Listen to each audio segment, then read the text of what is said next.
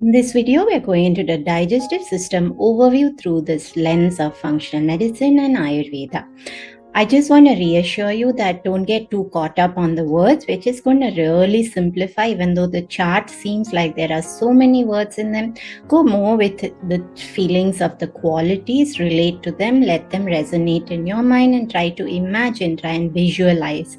Think of as if you're going through the digestive tract and you're watching all of these different qualities within the digestive tract. So first of all, if we were to think about digestion, there are so many stages of it. Our first stage really begins when we look at our food, when we smell our food, we start to salivate if food looks beautiful, and this is called a cephalic phase. And I remember when I was in ashram 25 years ago, where my seva or my duty would be food serving, so I couldn't really eat till I'd served 300 people, and during that time the smell, the aroma of that wonderful food would just make me salivate.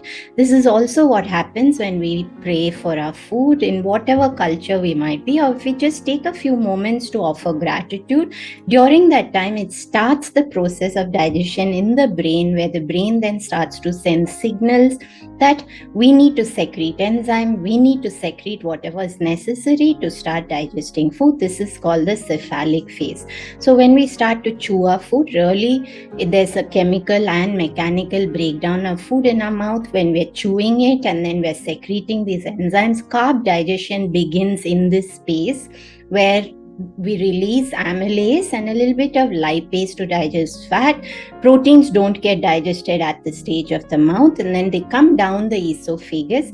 So just if we were to think about Ayurveda and the doshas and the qualities, the main thing to keep in mind is that the mouth has moistness, it's got kapha, it's also got there's predominant kapha in the mouth, so that moistness should be there because it is the buffer by which we soften, moisten foods, which then allows vata. So if you think of the doshas, vata moves, kapha moistens, and pitta transforms with the heat.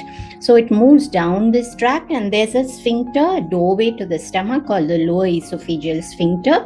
That's the area that usually becomes inflamed in GERD or hyperacidity. And when we come into the stomach, very strangely is a home of kapha. So if you look from a functional medicine perspective, you've got the moistness of the mucous membrane, which prevents the hydrochloric acid from eating up the stomach. And then you've got the hydrochloric acid, which starts to break down protein. So there's a good balance.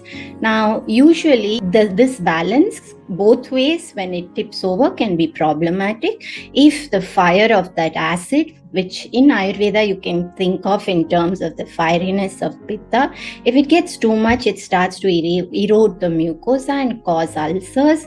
If the mucus becomes excessive, since kapha is the home, the stomach is the home to kapha dosha, it can increase there if kapha is in excess.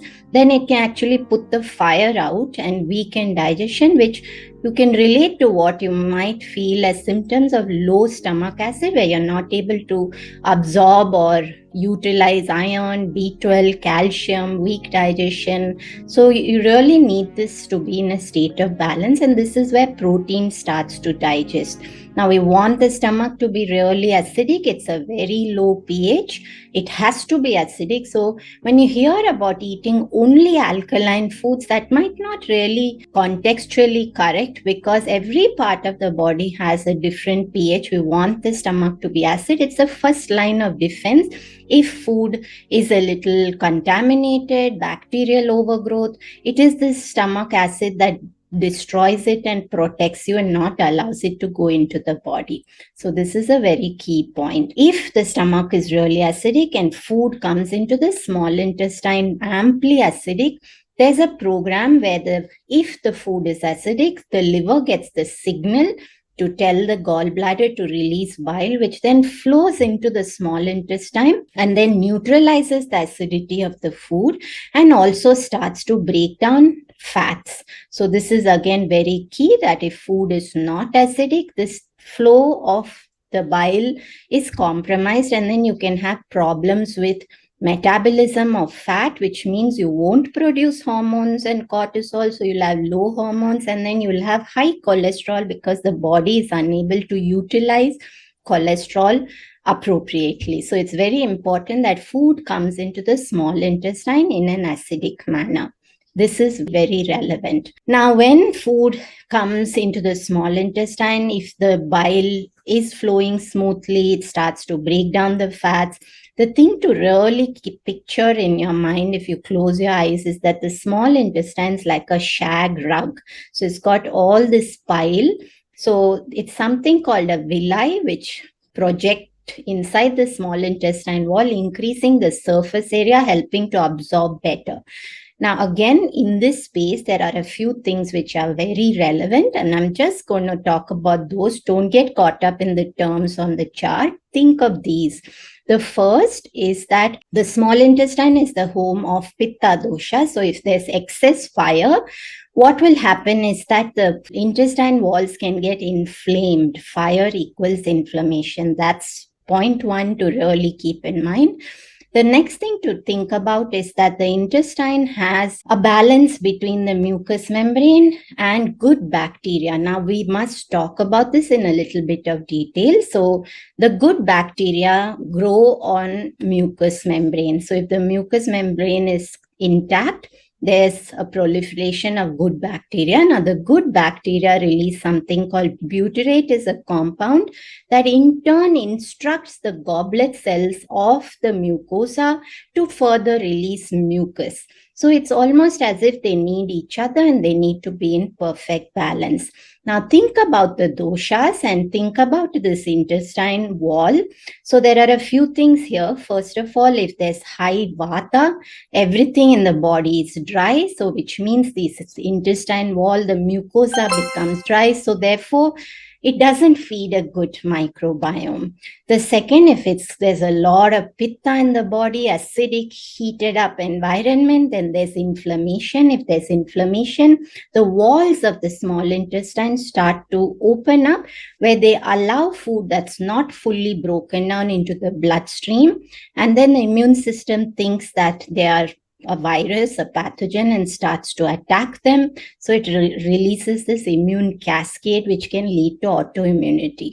And if there's excess kapha, there's wetness everywhere, there's too much of the mucosa, it starts to breed almost like a stagnant lake breeds pathogenic bacteria. It can lead to the overgrowth of bad bacteria. So all of these are really important to keep in mind, that we maintain a healthy gut by keeping the three doshas in balance. The other thing to remember is that when there's balance between the mucous membrane and the good bacteria are what behave like soldiers in the intestine wall and prevent food that is not microscopic from entering the bloodstream. Therefore, this keeping the gut in a state of balance lies with environment of the small intestine that has balanced dosha as well as a balance of beneficial bacteria. In this space is where absorption happens, while functional medicine would say nutrient absorption happens in the first part of the small intestine. In Ayurveda, it said it happens towards the colon, where it's the intersection of the small intestine and the large intestine. What really matters is just remembering that it is the small intestine which allows for nutrient absorption to take place. So we need to keep that area in balance so that we can get nutrients from good quality food that we eat. Once we've digested our food and we've absorbed the nutrients, from an Ayurvedic perspective, think that when you have good digestion, it separates it into this essence and waste, and then the essence then goes to nourish tissues one after the other. Once you've absorbed, it comes in, the waste comes into the small and the large. The colon is the home of vata dosha. So when digested waste comes into the colon, what really matters is that any moisture still left in the food is reabsorbed via the large intestine back into the body. Also, this is the area where a lot of vitamins and nutrients are absorbed, B vitamins.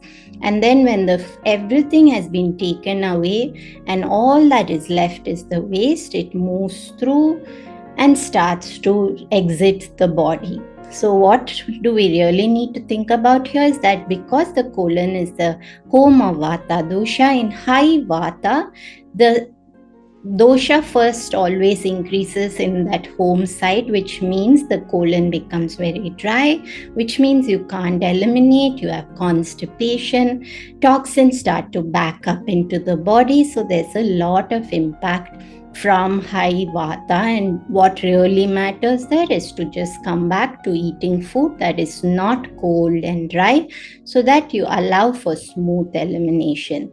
So if we were to just wrap up this video quickly, I'll just say take away 2 points. One is that there's a balance between the mucous membrane and the good bacteria. So we really need to nourish the mucous membrane with healthy fats. If you do eat ghee, ghee is the best food to nurture and nourish and repair this mucosa. It also helps to feed the good bacteria. And if you don't consume ghee, just make sure that you have easy to digest healthy fats. Even if you're plant based, it's very important to get some high quality oils and not just get fats from a piece of coconut, which won't nourish the mucosa as it should be in order to support this good bacteria.